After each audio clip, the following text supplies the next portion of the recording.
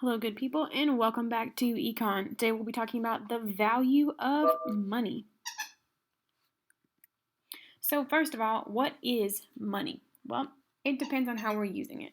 There are four functions of money. You can use money as a unit of account. All right, that means it's used to give value to goods and services, measure worth of goods and services, record debt, and have a consistent value. Okay?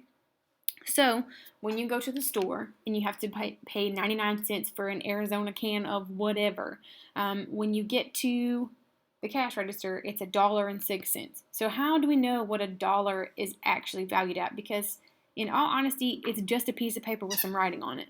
How do we know that a quarter or a penny or a dime also has value? It's just a piece of metal.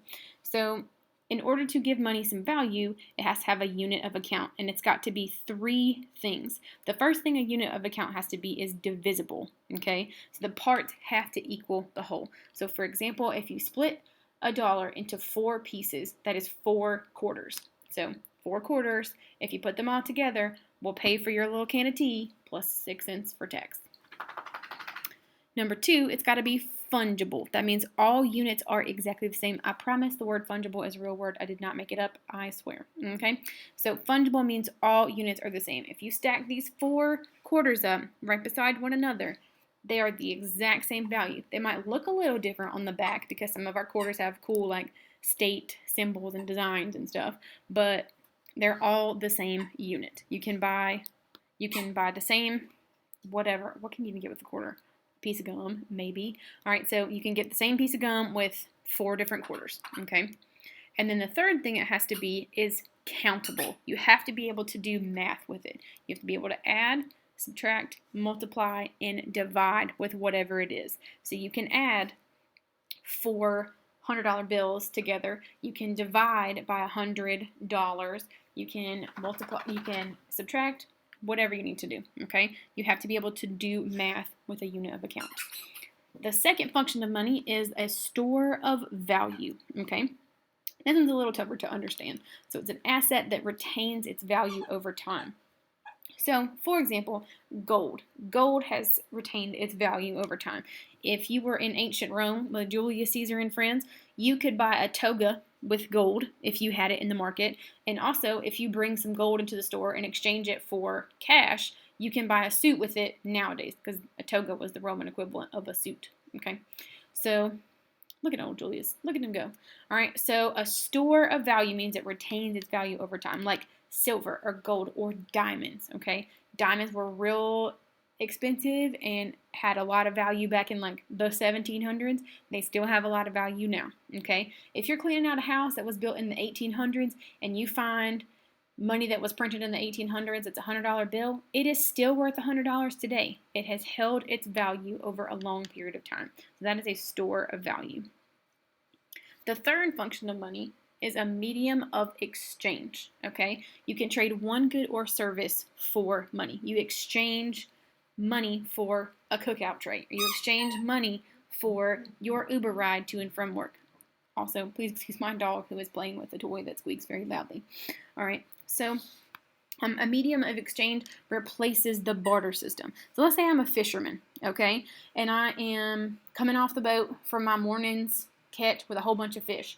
I need to find, if we're in a barter system and we don't have paper money and we don't have change, okay, I have a whole bunch of fish in my hand that I have to find somebody else who thinks that my 5 fish are equivalent to whatever they have and they're willing to trade. Okay, now I have these 5 sneaky fish in my hand. I might not be able to find someone who wants these smelly fish and thinks that, and like has something that I want to exchange. Okay, so a medium of exchange, cash and cents, have replaced the barter system. So we can trade money instead of having to trade goods. All right, and why is this? You cannot guarantee that you have something of equal value. Okay, just because I have 5 fish does not mean that somebody else in the market is going to have something they think equals my 5 fish. Okay, so if you can't guarantee that you have something of equal value, then we're going to have a problem. Okay, so then the fourth function of money is a standard of deferred payment. Buy it now, pay later. Okay, So the value of the dollar is going to be exactly the same now as it is 6 months from now. Let's say I go buy a TV at Walmart today. All right, I want to buy a giant 60-inch TV. I want to buy a flat screen and, be bougie. All right, and I decide to pay in December or January, and it's August when I buy it, okay? That means that the value of the dollar that I spend on it is going to be exactly the same in August as it is in the following December or January, okay? You can pay now or you can pay later in Godfather voice. All right, so where did money even come from? What is the whole point? What's the history of this? There was a barter system, okay? We're trading one good for another good of equal perceived value. This is just a bunch of fancy words that means you think your product has the same value as the other person, and y'all agree. These 5 fish and these 2 bags of corn have the exact same value to one another. Trade it up, move along, okay? Now, the ancient Chinese were like, listen, we're tired of carrying all these goods around to try and trade them every day.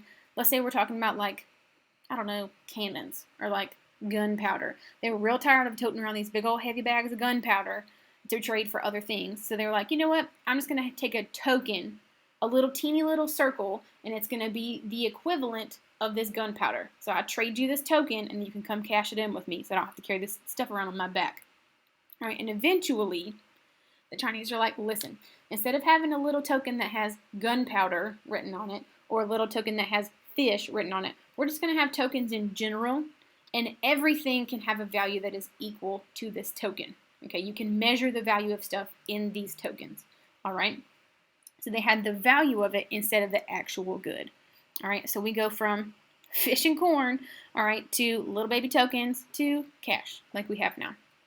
All right, and there is a video about how the island of Manhattan was traded, and I'll pop that into a discussion board or into the little call out on the side.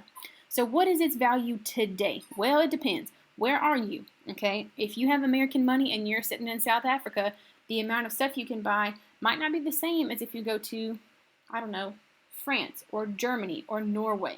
Okay, so it depends on where you are. And the difference in these units of account is called an exchange rate. Okay, so for example, when I went to South Africa several years ago, the exchange rate of $1 American equals 12 of their version of a dollar. They call their dollars rands, okay? So when I went to a coffee shop, this was like the first place I went after I got off the plane. I was real tired, real stressed out. My luggage wasn't there.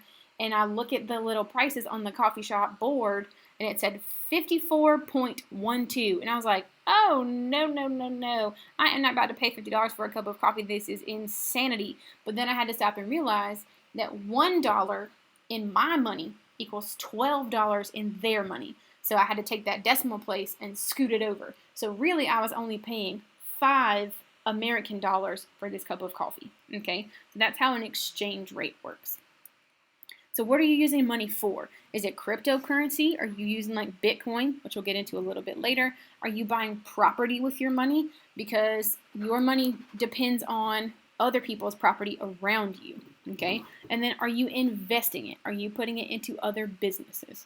Okay, so that has been the value of money.